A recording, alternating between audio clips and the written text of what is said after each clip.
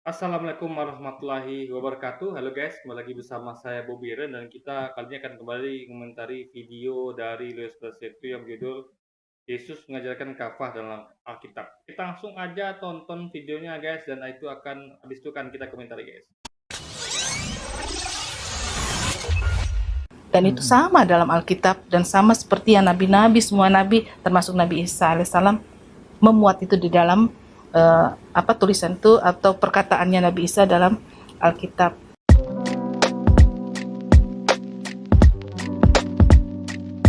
Assalamualaikum, selamat datang kembali di channel ini guys. Kali ini saya akan meluruskan statement pengajaran atau kesaksian dari seorang mu'alaf nih guys.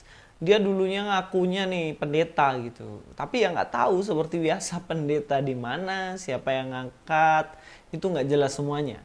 Tapi karena dia membahas tentang Alkitab, jadi kita berhak untuk meluruskannya guys. Mari kita langsung aja nonton. Ini Luis ini selalu kalau ada yang katanya pendeta, mantan pendeta atau apa itu dia nggak mau ngecek guys, nggak mau cross check. Dia bisanya hanya nggak jelas gimana gitu kan. Ya, kita harus cek Luis, nggak bisa bilang tidak jelas nggak tahu gimana gitu kan. Karena anak jelas makanya ada cek gitu. Kecuali Anda ada fakta. Oh, ternyata dia bukan pendeta, bisa. Saya aja ya kalau ada misalnya kayak Samuel Ibrahim itu dia ngaku mantan ini kan, itu saya nggak berani komentar. Kenapa? Karena saya nggak buktikan nih kan langsung guys, ya kan? Itu itu bukan dalam jangkauan saya. Tapi kalau dia berani gitu mengatakan apa kan nggak jelas apa semua kan. Luar biasa, guys.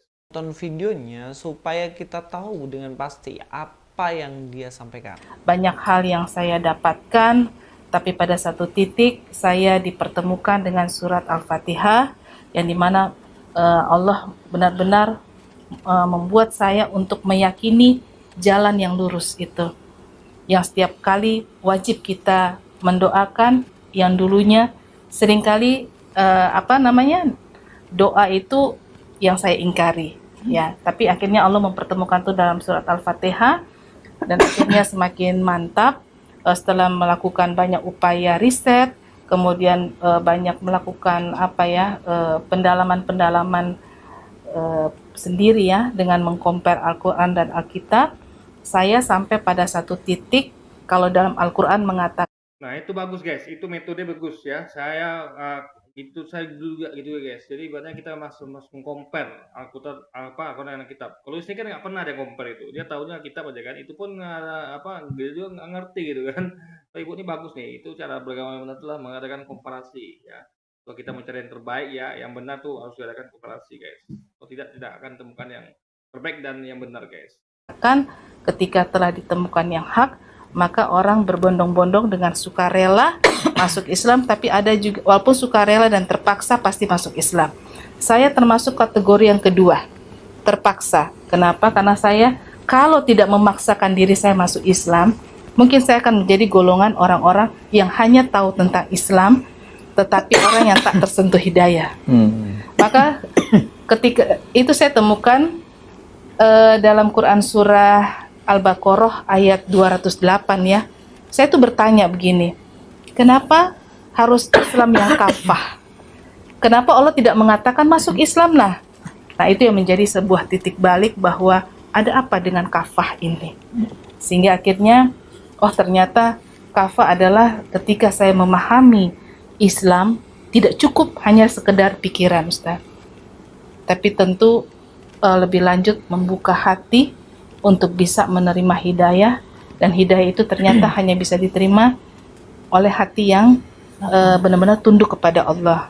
Dan itu sama dalam Alkitab dan sama seperti yang nabi-nabi, semua nabi termasuk Nabi Isa alaihissalam memuat itu di dalam tulisan itu atau perkataannya Nabi Isa dalam Alkitab. Dari video tersebut setidaknya ada dua hal penting yang dia sampaikan guys. Yang pertama, katanya semua nabi termasuk Yesus sendiri mengajarkan tentang kafah di dalam Alkitab.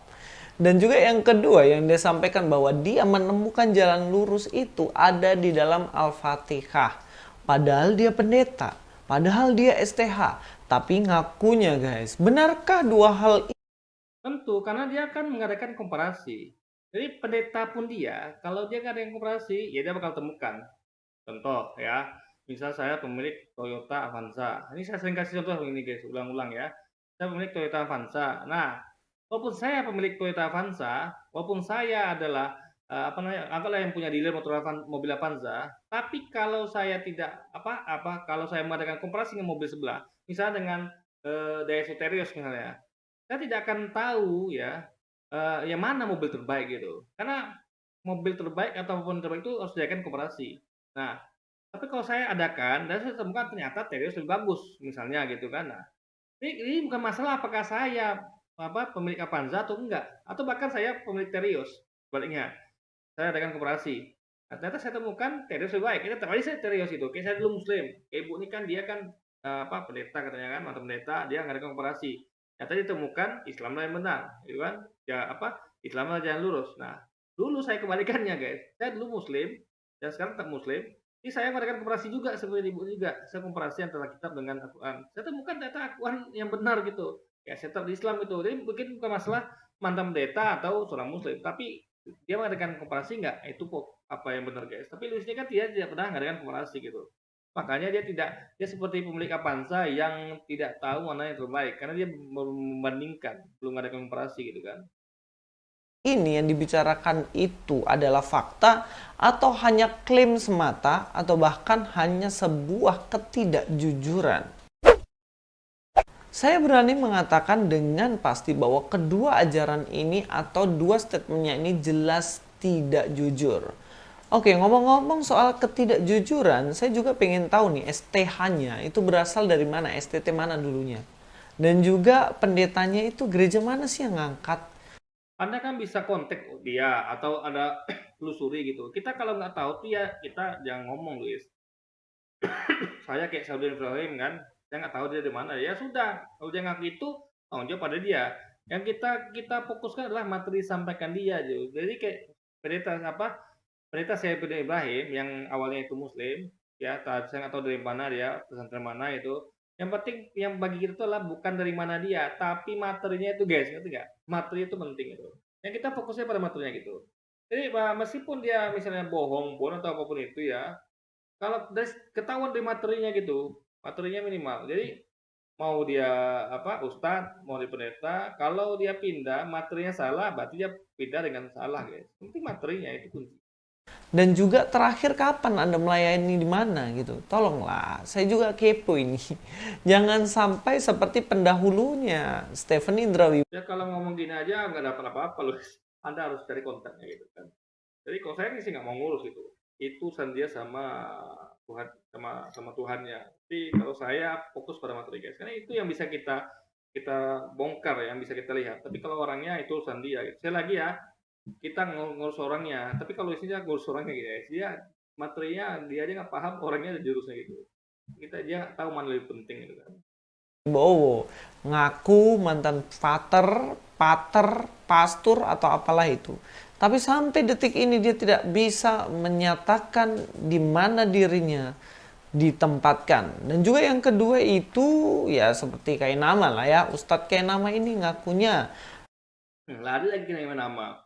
Fokus saja ke materi kawan, materi. Anda ini mau nyerang orangnya atau mau jelaskan materi gitu kan? Materi penting itu, ya kan? Saya tidak pernah mempermasalahkan itu, karena yang penting itu materi ya. Di situ ketahuan nanti apakah dia paham atau tidak gitu. Kuliah di Israel, tapi sampai detik ini nggak bisa nunjukin bukti dia pernah di Israel. Saya juga ya, misalnya saya pernah kayak misalnya pekerjaan. Saya pernah juara 3 itu ya, juara 2, juara 3 kayaknya. Lomba ya ada lomba suatu lah guys. Nah saya nggak perlu kan bukti pada Anda gitu kan. Jadi intinya adalah yang penting yang penting itu kualitas itu, isi materi sampaikan itu ya.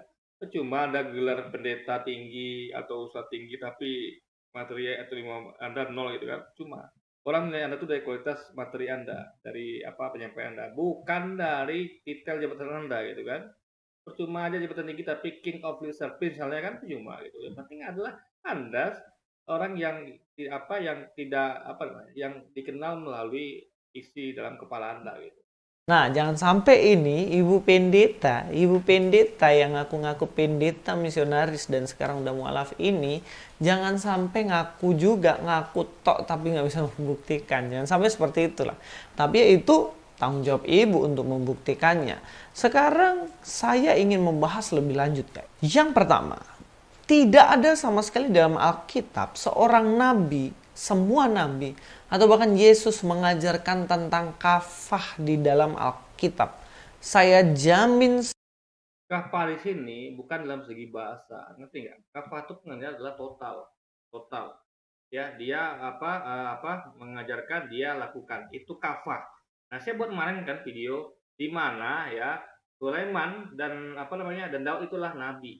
Ya, kemarin saya buat video nggak bisa tonton itu. Ya, bukti di kitab. Nah, itu contoh kafah.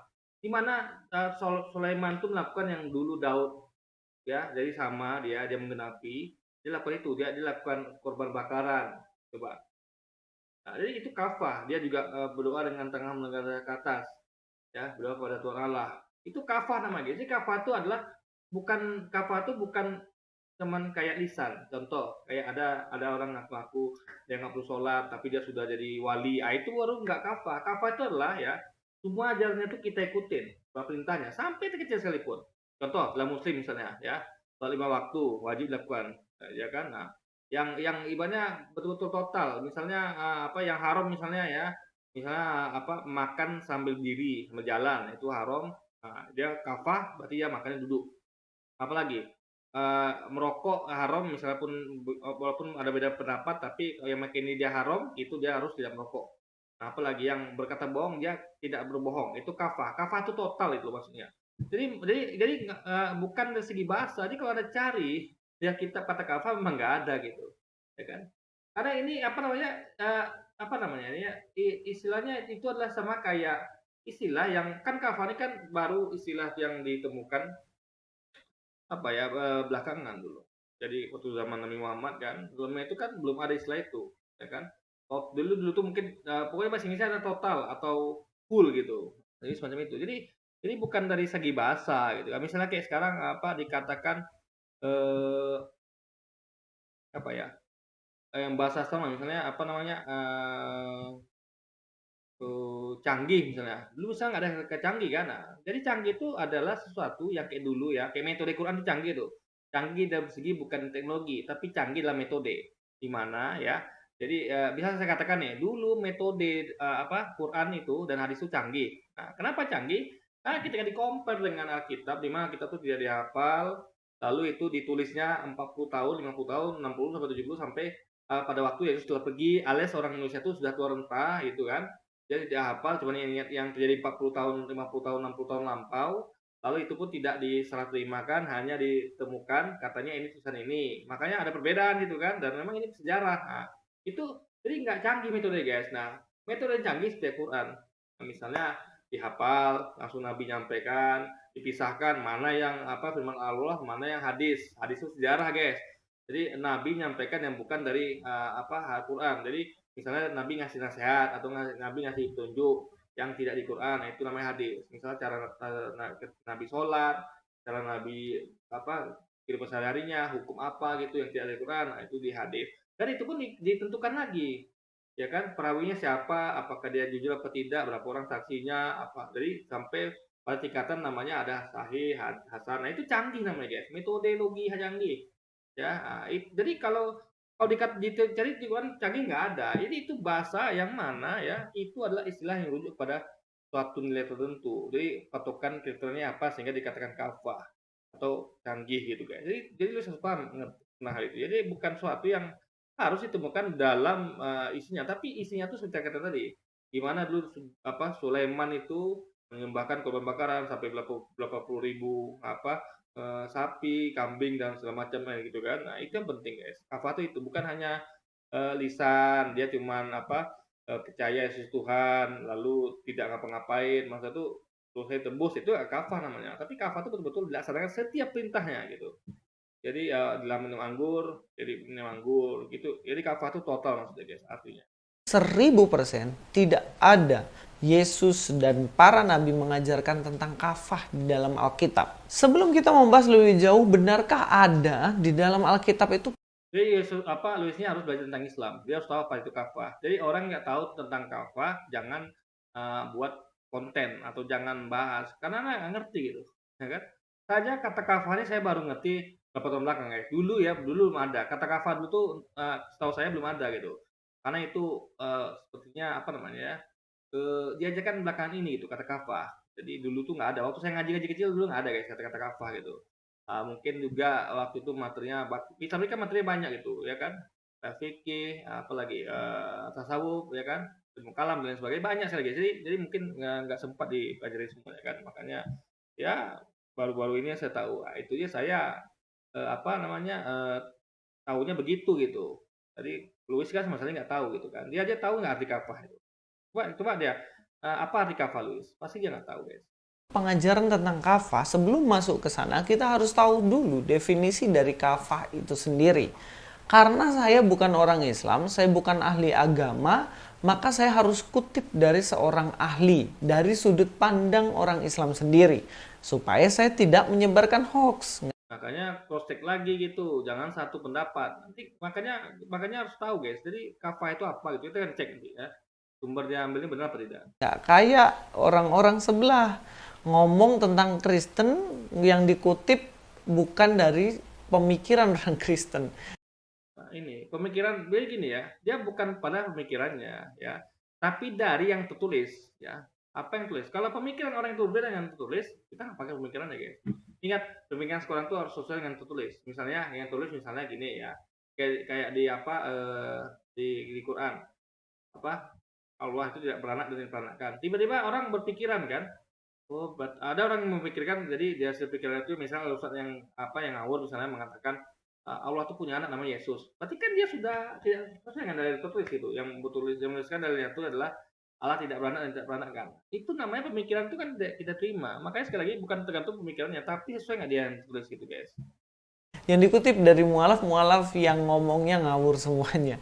Saya kutip dari Sekali lagi ya, kita tidak pernah ngerti mualaf. Ya, mualaf justru belajar dari kita gitu. Karena mualaf ini ngerti, dia masih belajar. Nanti kan banyak mualaf itu yang masih belajar, masih bertanya. Jadi mereka sampaikan tuh apa yang mereka ketahui gitu.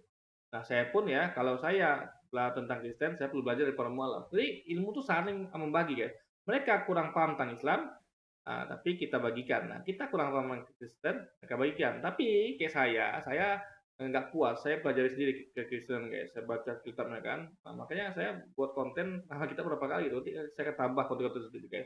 Tapi dia adalah kemauan untuk belajar terus ada itu. Kalau kan dia tidak mau belajar sama sekali, dia hanya bertanya kan. Coba tadi dia bertanya sama salah seorang itu, dia nggak mau belajar Alkitab guys. Pokoknya nggak mau belajar hadisnya, itu parahnya. Kalau saya enggak, saya justru saya sebaliknya, saya nggak bertanya kepada ini ya, tapi saya langsung cek sumbernya guys.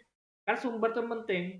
Sumber itu penting, itu tuh hanya sebagai pelengkap. Jadi pemikiran itu harus sesuai dengan bukunya. Tapi kalau saya tidak, nggak cek langsung kitabnya, tapi dengan pengakuan orangnya gitu. Ya kalau orang itu benar, kalau salah gimana gitu kan? orang atau tokoh dalam Islam sendiri mengenai kafah ya guys. Kiai Haji Ali Maksum, ulama Indonesia, pengasuh pesantren Al Munawir Krapyak, menyatakan bahwa untuk menjadi muslim kafah, seseorang harus menempuh 4 jalan berikut. Pertama, seorang muslim harus menuntut ilmu dan belajar mengenai ajaran. Nah ini kan sama yang saya sampaikan ya. Pertama, seorang muslim harus menuntut ilmu dan belajar mengenai ajaran Islam sesuai Quran dan Sunnah.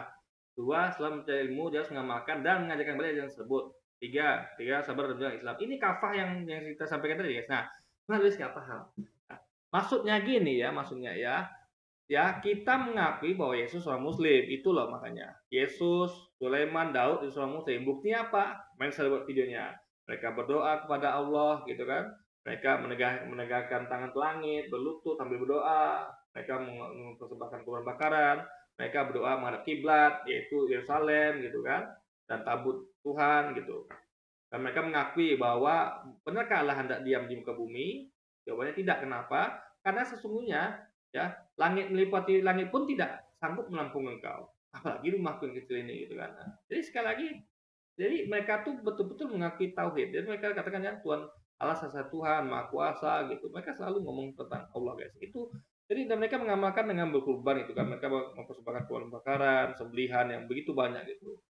Nah, jadi dia tuh mereka ini betul-betul belajar menuntut ilmu ya dan juga mengamalkan ajaran tersebut ya gitu. Dan juga mereka berjuang kan, bagaimana Sulaiman berjuang, Ibrahim berjuang ya kan, semuanya berjuang gitu. Jadi sekali lagi guys ya, kayak perjuangan Yesus berjuang dalam sabar ya, di mana dia tuh dituduh menyamakan diri dengan Tuhan gitu. Dia tetap sabar kan. Nah, sampai dia diselamatkan guys. Jadi itu kafah itu. Tapi Yesus pasti nggak ngerti. Dia pasti ngira kan, Yesus kan bukan Islam. Musa datang Islam. Ya beda lah dari apa dia pemahaman. Makanya Anda harus tahu kenapa Ustazah tadi mengatakan bahwa Nabi Daud itu kafah guys. Itu alasannya. Ajaran Islam sesuai Al-Quran dan Sunnah. Kedua, setelah mempelajari ilmu, ia harus mengamalkan dan mengajarkan kembali ajaran tersebut. Ketiga, ia sabar berjuang dalam Islam. Keempat, mempunyai keyakinan terhadap perjuangan Islam. Artikel ini saya ambil dari Tirto ID. Silahkan teman-teman akses aja sendiri di situ. Judulnya adalah Mengenal Muslim Kafah dan Penjelasan Menurut Agama Islam. Ingat, itu Muslim kafah ya. Jadi kata kafah itu beda lagi.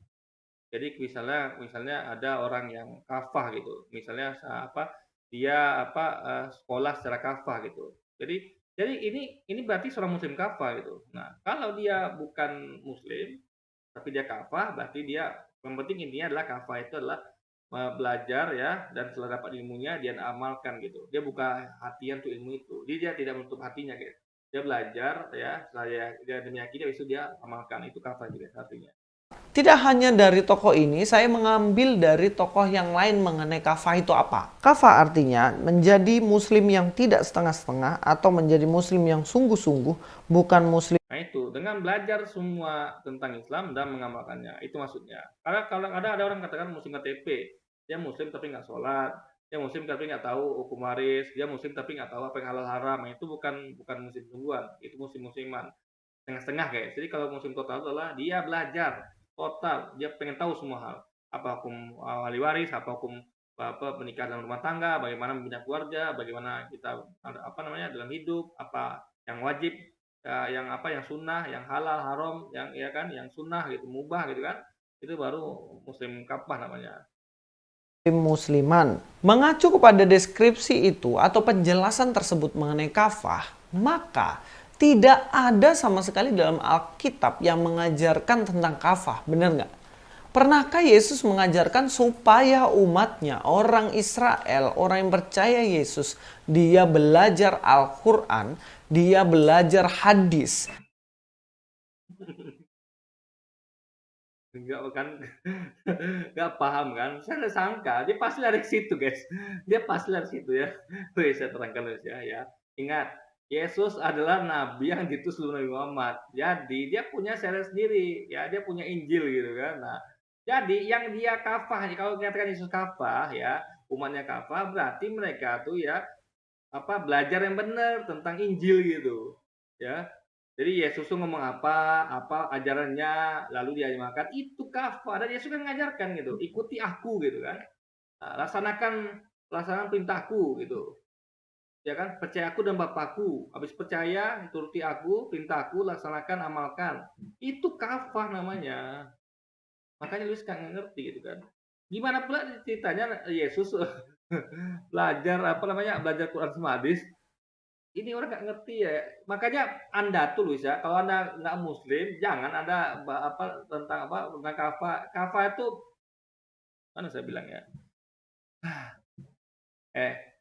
Musa kafah dengan berikutnya artinya Musa mengikuti Taurat. Ya, dia kepo tentang Taurat, yakin tentang Taurat, lalu dia mempelajari dan diamalkan. Begitu juga dengan Daud. Ya, dia kepo dan mau belajar tentang Zabur, pengikutnya mau ikuti ajaran Daud lalu mengamalkan. Yesus juga begitu, Muhammad juga begitu, kami juga begitu, kami belajar Quran dan hadis, besok kami amalkan. Itu kafah gitu. Jadi kafah itu pada zaman masing-masing. Kalau zaman Yesus ya ikut Yesus, ya kan, ikut semua ajarannya yang lewat yang dia itu adalah nabi, itu kafah. Belajar dengan Yesus, ikuti ajarannya, itu kafah gitu. Kalau zaman Musa ya bukan ikut Yesus lagi, ya ikut Musa. Apa yang Musa ajarkan, 10 komandan, amalkan, itu kafah. Jadi makanya lu nggak ngerti apa itu kafah kan. Jadi kalau guys, Ini orang harus belajar ngaji dulu baru dia cerdas gitu ya. Dan juga dia menjadi Islam yang sungguh-sungguh. Pernahkah Yesus mengajarkan hal ini? Ya jelas enggak. Muslim ya. Nih, saya kasih tahu ya syaratnya Muslim. Muslim itu syaratnya guys ya, dia beriman, ya, dia mengakui Tuhan Allah yang Esa dan mengakui utusannya. Yesus ajarkan kan, ya, janganlah percaya kepada percaya kepada aku dan percaya juga kepada Allah. Dia ngajarkan syahadat, percaya kepada dia dan Allah. Itu Muslim. Ya, sama kayak Muhammad juga ajarkan, percaya kepada aku dan juga pada Tuhanku Allah. Sama guys, Musa juga begitu. Percaya pada dua-duanya, kepada nabi dan yang mengutusnya. Lalu ajarannya apa? Ajarannya adalah ya ingat saya Tuhan Allah kita Esa satu Tuhan. Habis itu apalagi jadikan dia yang mencuri, merampok, membunuh segala macam, ya kan? Jadi semua yang diajarkan itu ya dia pernah katakan juga mulai saatnya aku akan minum anggur dan aku nanti akan kembali minumnya di surga Bapak di rumah Bapakku bersama kalian. Dia berhenti minum anggur guys. Nah itu yang dilaksanakan ajaran Yesus itu baru kafah gitu. Ya ingat Yesus nggak pernah ajarkan nyanyi ya, nggak pernah ajarkan ke gereja, nggak pernah ajarkan agamaku Kristen. Nah, jadi kalau ada buat berarti anda nggak kafah. Tapi apa yang dia ajarkan itu aja nih buat. Dia nggak pernah ajarkan Tuhan, tapi anda katakan dia Tuhan, itu berarti anda kafah. Dia katakan kan, demikianlah mereka mengenal engkau satu-satunya yang benar, ya dan mengenal Yesus Kristus yang telah utus. Kalau anda ikuti, oh ya ternyata yang satu yang benar adalah Allah, bukan Yesus. Yesus bukan Allah yang benar. Dia adalah bukan Allah, ya, bukan Trinitas, bukan Allah. Karena Allah itu cuma satunya yang benar itu engkau, ya, itu Allah itu. Dan mengenal Yesus itu yang telah engkau utus. Jadi Yesus itu utusan, Yesus Nabi. Itu kuncinya dua itu hidup kekal kan. Anda ikuti dua ini, Anda kafah. Tapi kalau Anda ikuti, Anda malah katakan dia Tuhan, berarti Anda tidak kafah. Ini poin kafahnya dia nggak ngerti itu. Sudahlah dia bukan Muslim guys, jadi mohon maklum aja ya, dia harus ngaji dulu baru dia ngomong tentang kafah gitu. Karena apa? Karena Islam zaman itu belum ada. Islam zaman itu belum ada. Ya Anda ngaji dulu ya, ngaji dulu ya. Islam sudah ada sejak awal mula ya. Adam itu Islam ya. Semua nabi-nabi itu Islam. Jadi bagaimana Anda katakan Islam belum ada gitu. Nabi Muhammad itu bukan mengajarkan Islam membawa agama Islam. Dia meneruskan ajaran Islam nabi-nabi sebelumnya, Luis. Makanya coba Anda ke masjid, Anda tanyakan siapa itu Ibrahim. Dia kan kami katakan dia adalah nabi yang mengajarkan Islam. Makanya Anda harus ngaji, Luis ya. Jadi Luis ini kadang ngaji guys. Makanya saya katakan ibu tadi itu bagus. Dia komparasi. Saya juga begitu, semuanya begitu.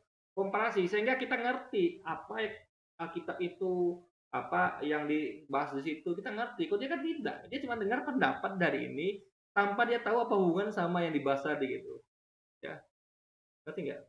Jadi poinnya itu adalah itu bagi seorang Muslim, kafah Muslim, dan dia nggak tahu kalau dia kitabnya Yesus tuh kalau dikaji ya, Sulaiman Daud saya udah buat kemarin kajiannya ya, itu adalah mereka seorang Muslim gitu, maka mereka kena hukum kafah bagi seorang Muslim itu guys, nah, ya kan?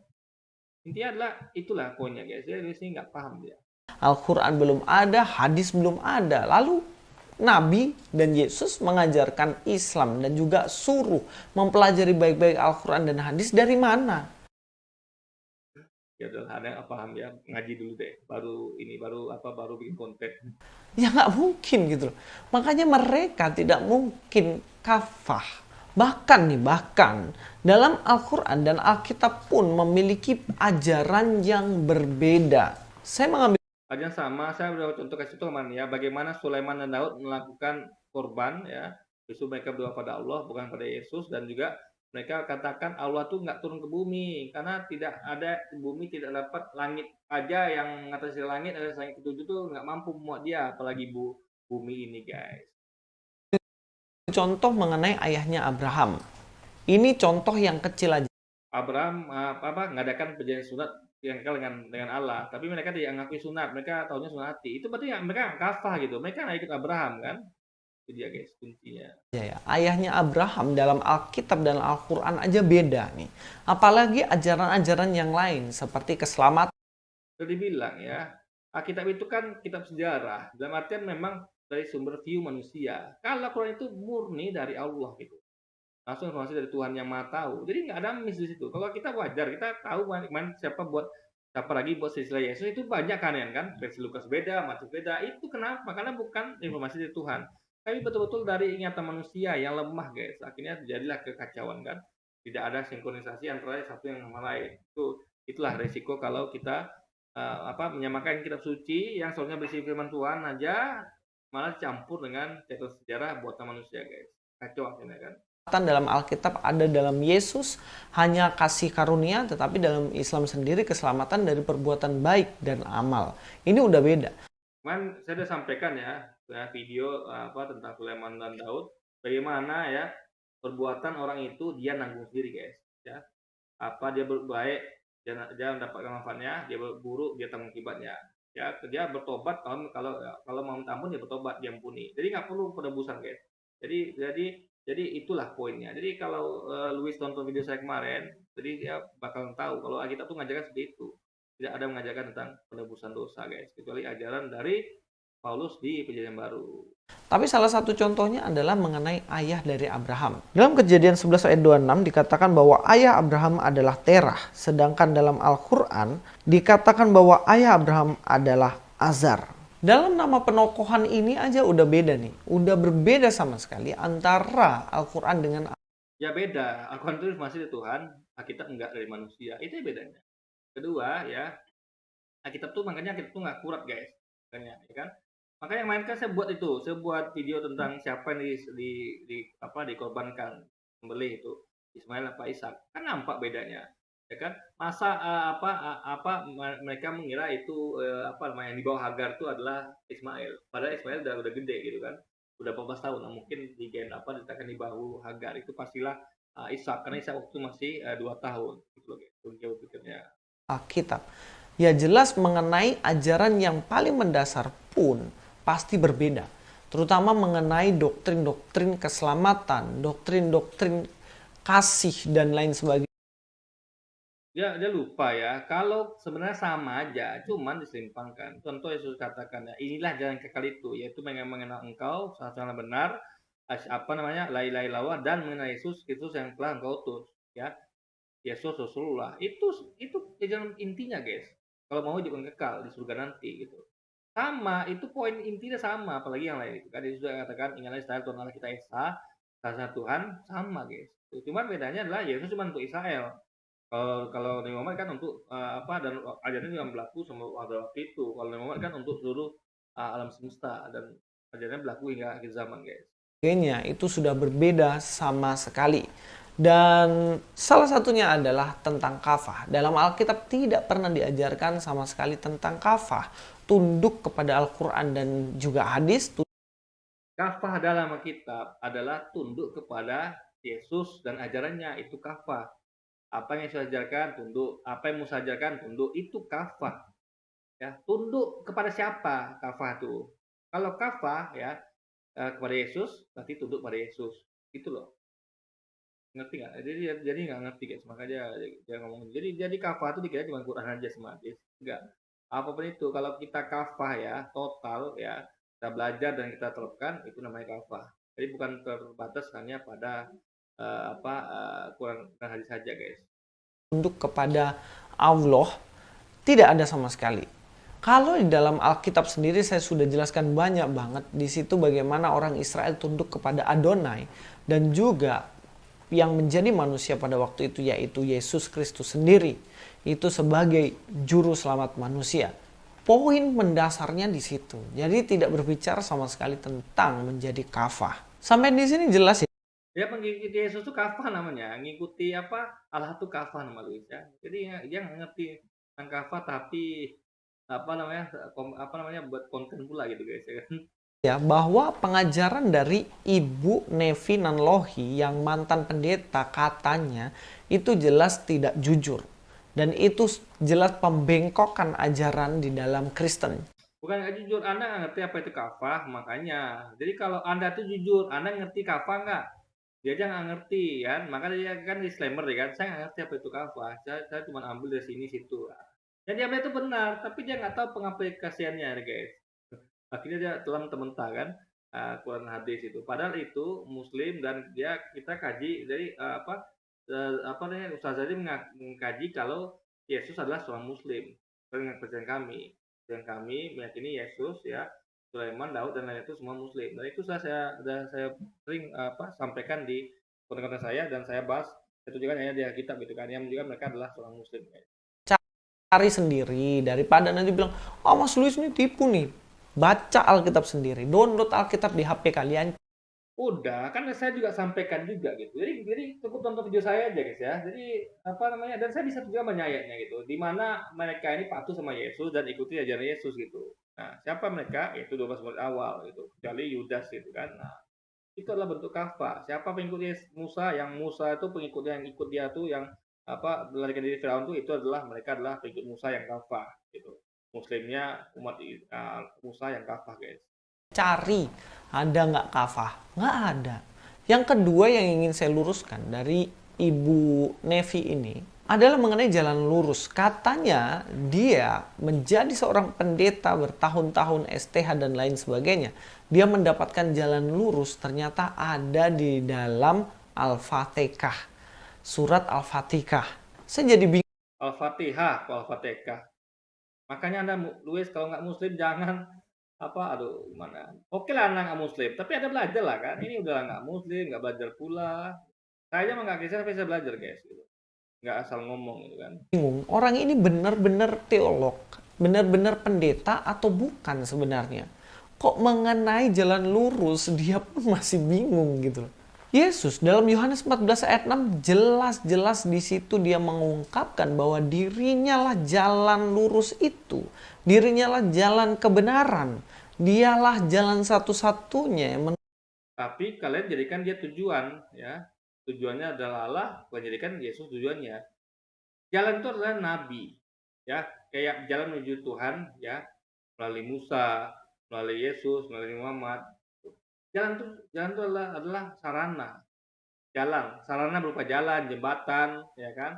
Sarana, Yesus cuma sarana menuju Tuhannya gitu, bukan tujuan. Tapi kalian menjadikan dia tujuan, yaitu Tuhan itu.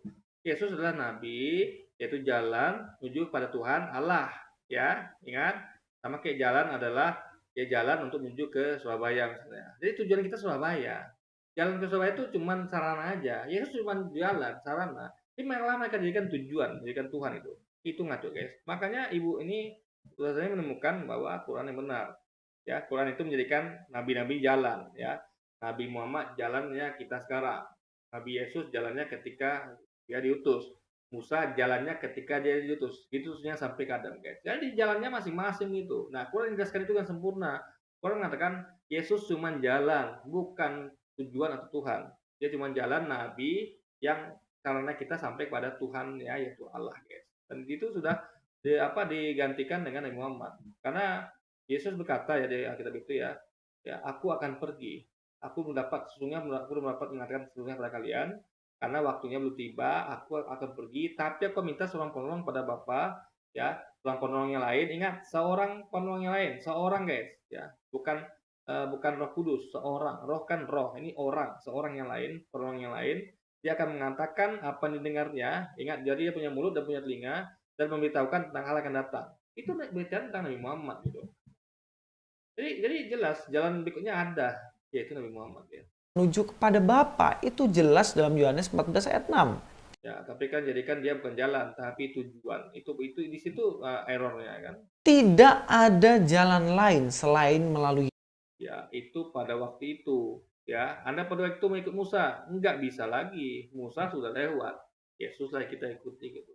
Ketika Yesus lahir, kita ikut dia. Ketika Yesus lahir, kita ikut Musa. Ketika Musa lahir, kita ikut Daud. Daud lahir, ikut Ibrahim. Gitu susah. Jadi kita ikut siapa yang diutus waktu itu. Contoh misalnya, kayak utusan misalnya menteri periode 2010-2015. Kita ikuti dia. Misalnya Pak Fuad Wazir, kita ikut dia. Nanti 2005 ganti 2010 dengan Pak misalnya Pak apalah gitu. Kita ikut dia lagi gitu. Nah, sampai sekarang misalnya menteri menteri Menteri Keuangan Sri Mulyani, ya kita ikut dia gitu. Jadi siapa yang pada waktu diutus ya kita ikut dia. Ya kita ikut utusan sesuai zaman ya gitu guys. Jadi kalau saya masih ikut misalnya Pak Fuad Wazir yang tahun berapa itu, ya dia nggak berlaku lagi. Ya, kita harus ikut yang sekarang gitu. Masa ketika Bu Menteri Sri Mulyani ngambilkan aturan, kan harus bayar pajak ya, ada tax amnesty nih. Lalu saya bantah, loh Kata Pak Fawzir, apa nggak ada teks amnesti loh. Yang sekarang ini itu siapa oleh presiden? Kan Bu Sri Mulyani, ya kita ikut dia guys. Nah, itu logikanya. Jadi Yesus jalan pada waktu itu sama kayak orang kerja ya. Jalan menuju Pak Lurah adalah security yang tugas pada waktu itu. Kalau ganti security, bukan lagi dia jalannya. Jadi kalau Anda ngotot kan, misalnya nama security dua, Pak Anto sama Pak Budi. Yang jaga shift waktu itu Pak Anto. Ya. Pak Anto bisa bilang, saya adalah satunya jalan menuju Pak Lurah pada saat ini, dalam kurung pada saat ini. Ya, itu berlaku pada saat itu. Nah, ketika dia belum tugas, misalnya dia baru tugas jam 7 pagi, malam Pak Anto Pak Budi yang tugas. Ada datang jam 6 pagi, dia tugas jam 7. Apa kata Pak Budi? Ayo ikut saya mau Pak Lurah kan? Pak, tapi katanya jalan satu-satu Pak Lurah adalah Pak Anto. Iya, dia tugas jam 7, nanti kamu sama dia. Kok sekarang saya jalannya gitu. Itu loh poinnya. Jadi siapa yang diutus, dia yang jalannya gitu. Yang salah satunya. Yesus. Coba baca baik-baik Yohanes 14 ayat 6. Kata Yesus kepadanya, akulah jalan dan kebenaran dan hidup. Tidak ada seorang pun yang datang pada Bapa kalau tidak melalui. Ya, pada waktu itu karena nggak ada lain, Musa nggak ada, Nubuat nggak ada, ya itu jalannya. Anda mengikut siapa? Mengikut Paulus, mengikut siapa? Nah, sedangkan mereka aja ikut Paulus kan, makanya. Jadi mereka sebenarnya tidak mengikut Yesus, mereka ikut Paulus. Mereka ikut, makanya kalau mereka ikut Yesus, mereka ikut Yesus saja. Jadi kalau ada kata-kata Yesus nggak sesuai dengan Paulus, nggak usah ikutin Paulus gitu kan. Jadi semuanya itu ikut Yesus, nggak ada ikut yang lain. Jadi kalau yang lain itu sampaikan beda sama Yesus sampaikan, nggak tetap ikut Yesus guys. Jadi kalau mereka tidak mengikuti Yesus. Yesus mengajarkan ini, mereka tidak ikuti gitu kan. Nah itu poinnya guys. Aku. Yesus jelas berani klaim bahwa dirinya adalah jalan yang lurus itu, jalan kebenaran itu guys. Yohanes 3:13, tidak ada seorang pun yang telah naik ke surga selain daripada dia. Nah ini juga ayat aneh ya. Kenapa? Kalau dikatakan tidak ada seorang pun yang telah naik ke surga, padahal di ayat sebelumnya ya, di beberapa ayat sebelumnya itu Elia telah naik surga, dihasilkan orang itu dalam angin badai. Jadi ini ayat kok nggak sinkron sama ayat sebelumnya gitu kan? Dikatakan Elia telah naik ke surga dalam angin badai, disaksikan oleh orang itu. Elia guys, pernah naik ke surga, telah naik ke surga sebelum Yesus. Kok bisa dikatakan tidak ada seorang pun yang telah naik ke surga gitu? Loh. Lalu dikatakan lagi selain daripada dia yang telah turun ke surga, dia aja ya keluar dari rahim ibunya gitu. Gak ada saksi mata yang lihat dia turun dari surga gitu guys. Ya. Itu poinnya guys. Yang turun dari surga, yaitu anak manusia. Anak manusia di sini jelaslah Yesus, dan Yesus berani mengatakan bahwa dirinya lah satu-satunya jalan atau jalan lurus yang bisa membawa manusia menuju kepada Bapa. Makanya kami percaya Yesus nabi yang lurus waktu itu gitu. Muslim kan mengakui itu gitu. Ya. Kami mengakui semua nabi, percaya pada semua nabi, Nabi Yesus, Nabi Ibrahim, Nabi Daud, mereka semua jalan lurus pada zamannya. Ya. Jadi nggak mungkin Yesus lurus, Musa bengkok. Kalau Musa bengkok, kenapa ada ya kita kalian? Ya. Kenapa kalian akui Musa? Mereka nih guys mengakui Musa, Salomo. Kalau Yesus jalan lurus, berarti Musa bengkok dong, ya kan? Ibrahim jalan bengkok dong. Maksudnya itu adalah semuanya jalan lurus ya, tapi yang pada waktu itu cuma Yesus diutus, dia satu-satunya jalan. Pada waktu Musa, jalannya dua, yaitu Musa dan Harun. Sebelumnya siapa diutus? Ada nabi satu atau dua jalan-jalannya gitu. Nah, kayak zaman Ibrahim ya, itu ada 3 langsung. Ada Ibrahim, Ismail dan Ishak, berarti 3 jalannya guys. Itu poinnya loh maksudnya. Jadi kalau Ibrahim mengatakan aku jalan lurus dan tidak ada sampai kepada Bapa melalui aku, nggak mungkin. Salah itu. Kenapa? Karena ada anaknya Ismail dan Ishak gitu. Jadi tergantung berapa nabi diutus pada waktu itu gitu. Jadi wajar Yesus berkata gitu karena dia satu nabi diutus pada waktu itu ya. Jadi nggak ada lagi yang lain. Musa udah nggak ada gitu kan. Dia diutusnya waktu solo guys. Yesus main solo. Sama kayak Muhammad juga mainnya solo gitu kan. Nah itu poinnya. Mantan pendeta ini mengatakan bahwa dirinya menemukan jalan lurus di dalam Al-Fatihah. Yang padahal Al-Fatihah. Kenapa? Ya, karena dia disuruh beriman kepada Yesus juga. Pada semua nabi, semua kitab suci yang pernah Tuhan sungguh ada yang tahu Injil. Nah, jadi itu jalan lurus tuh guys. Jadi percaya pada semuanya gitu. Saya bukan bukan hanya percaya kepada Yesus saja, percaya kepada aja enggak. Tapi pada semua itu guys, gitu loh. Fatihah baru ada 5 abad setelah Yesus mengatakan dirinya jalan lurus. Makanya Al-Fatihah itu menyampaikan tentang semuanya, nabi-nabi sebelumnya, kitab sebelumnya, itu loh poinnya. Jadi bukan pada dia kapan diturunkan, tapi dia membenarkan Yesus, membenarkan Sulaiman, Daud, dan Ibrahim. Itu poinnya guys. Jadi Quran itu membenarkan nabi-nabi yang telah turun sebelumnya dan kitab yang telah turun sebelumnya gitu guys. Sebelum diubah oleh tangan manusia dan juga sebelum diubah jalan oleh manusia guys. Itu sampai ke Quran gitu. Itu jalan lurus itu, yaitu percaya kepada semua nabi-nabi itu gitu guys, tanpa terkecuali. Mana yang duluan? Ya jelas Yesus dong. Jika dia baca Alkitab, maka dia harusnya tahu bahwa Yesuslah jalan lurus itu, guys. Ya, kami semua tahu, tapi kami tahu maksudnya jalan lurus yang seperti apa. Ya, ya ingat, dia jalan lurus saja bagi Israel. Dia katakan ya, aku diutus hanya bagi domba-domba hilang dari Israel. Ya, janganlah pergi ke Samaria atau kota lain, pergilah hanya kepada domba-domba hilang dari Israel. Dia cuma jalan lurus bagi orang Israel, bukan orang luar. Sama sekali. Argumentasi yang ketiga dari saya, Alkitab itu justru menjawab pertanyaan dari surat Al-Fatihah. Jauh sebelum surat ini muncul. Fatihah lagi. Anda tahu nggak istilah Fatihah itu ya sekarang kan? Nah. Sudah dijawab oleh Yesus. Surat Al-Fatihah jelas berdoa untuk Fatihah. Supaya Tuhannya memberikan petunjuk tentang jalan lurus itu. Saya bukan ahli tafsir, saya juga tidak mau menafsir. Disclaimer dia di awal, tapi dia udah disclaimer masih aja ngotot gitu kan. Itu dia guys. Kalau kita disclaimer tuh udah ngaku aja disclaimer gitu kan. Kayak nggak ahli, ya udah, berarti Anda bukan ahli, jangan bahas gitu. Ini udah disclaimer, tapi ngotot juga bahas kan. Nah, berarti ini memang memaksakan ilmu guys. Ilmu nggak punya dipaksakan untuk bahas gitu kan. Tapi saya sekali lagi mengutip penafsiran dari orang Islam sendiri. Al-Fatihah dalam ayat yang ke-6 artinya tunjukilah kami jalan yang lurus. Ayat ini mengandung dalil yang menganjurkan bertawasul dengan sifat-sifat yang tinggi dan amal saleh. Setelah seorang hamba mengagungkan sifat Allah dan beramal saleh untuk Allah, kemudian ia memohon akan kebutuhannya, yaitu apa? Ya jalan lurus itu. Nah, ya tunjuknya kalau terus jalan yang nabi-nabi disampaikan, ya ingat ya, jalan yang ditunjukkan oleh Yesus, oleh Sulaiman, Daud, jalan itu yang kita minta. Nah, makanya jalan itu adalah Nabi Muhammad. Ngerti nggak? Itu jalan lurus. Jalan lurus sekarang, now. Bukan zaman dulu, ya. Tunjuknya kami jalan lurus seperti jalan ditunjukkan kepada umat sebelumnya. Umat sebelumnya itu ditunjukkan jalan lurus dengan diutus Nabi ini.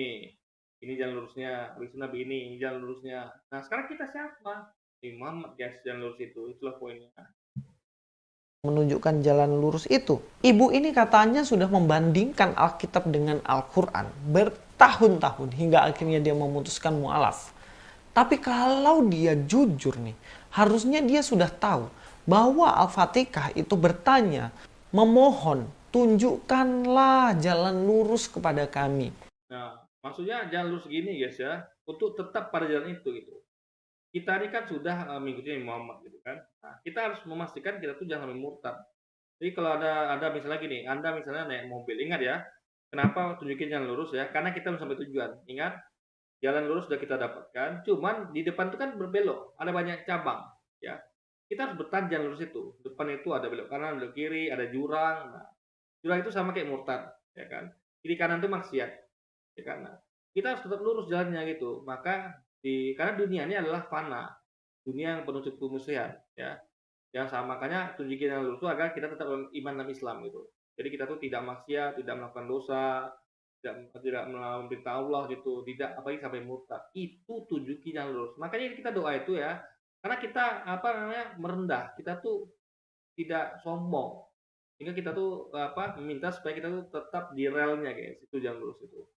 Jadi supaya kita tuh tidak sama kayak orang misalnya kita mau ke Jakarta, nah, kita terus minta tunjukin jalan lurus itu. Kita tahu jalannya gitu kan.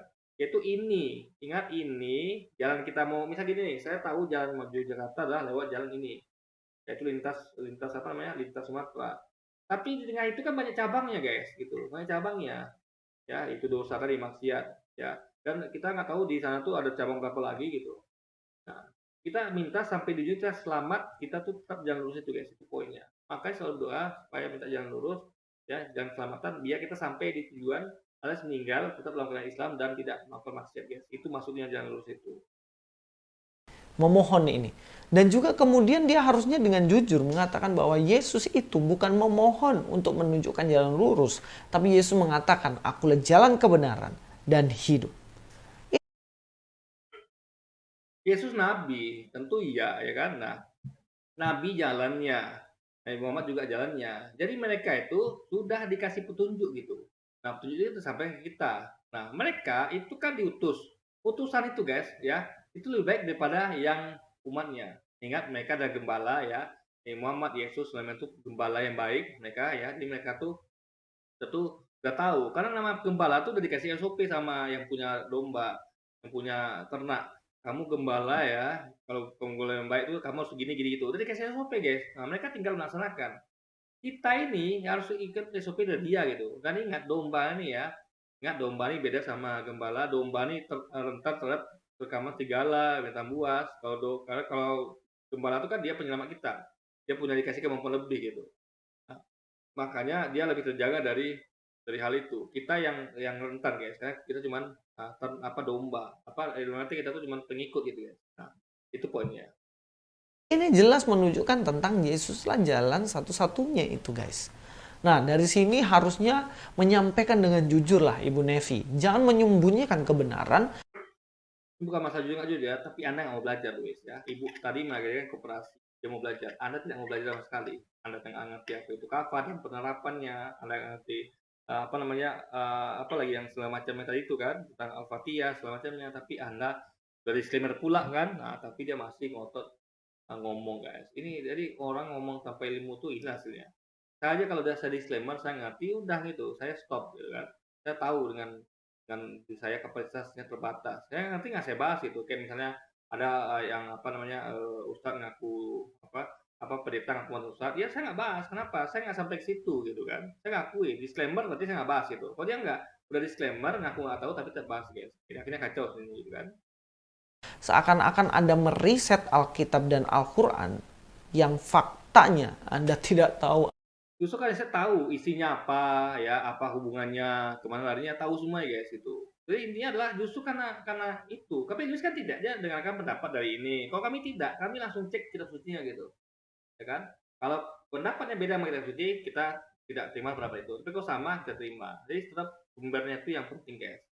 Ya, orang ini cuman orang tuh harus ikut sumber nih malah gitu kan. Apa-apa tentang kitab ini. Menjadilah seorang yang jujur dalam berargumentasi dengan riset yang baik, dengan kejujuran, maka kita akan menemukan kebenaran yang tidak menyembunyikan kekeliruan.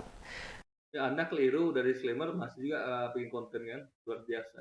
Sampai ketemu di video selanjutnya. Luis Prasetyo. Ya, saya akan buat video ya, dan saya akan terus bongkar dan komentar Luis ya, oke?